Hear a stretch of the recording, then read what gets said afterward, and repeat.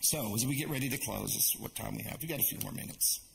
So what do we do with all of this? We've taken this journey with the disciples in this boat, experiencing this turmoil, and finally being comforted by the presence of Jesus. How do we actually make these thoughts an actual routine of our lives? A few suggestions. Number one, practice self-reflection.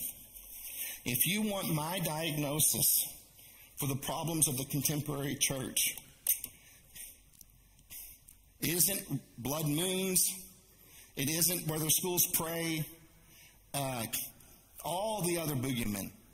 It's because the church is filled with people that haven't been told you cannot become spiritually mature unless you practice self-awareness. And we walk around with huge blind spots of a lack of self-awareness all the time. You need to have a friend who's kind enough and trustworthy enough to help you see what you cannot see. You have to practice regular self-reflection. Recognize the areas in your life where you feel lost or challenged, much like the disciples on the stormy sea, and then set aside regular time each day for soul searching. Journal your thoughts, your fears, your spiritual experiences so that you identify the storms in your life and understand your responses to them.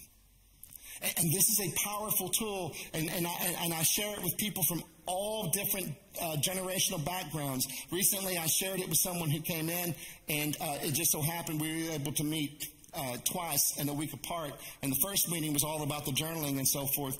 The second meeting was after they had practiced it for a week and to share. And what was interesting is in that conversation, and we are decades apart in terms of age, but in that moment, all that transcended, and it was just two men trying to follow Jesus and learn how to make the practice of faith relevant in their lives. And we're sitting here flipping open our journals and saying, oh, look, this is what I wrote this week. And we're going, and all of a sudden, where two or three are gathered in my name, there I am in their midst. Because we're opening up our journals and reading to one another from the things we wrote the week before. Get it out of your head and outside. I don't care if it's on paper to another person or if you have to make video selfies of yourself. Get it out of your head. It is always worse in your head than it will be once you express it. Practice awareness. Develop practices that heighten your awareness of the Holy Spirit in your daily life.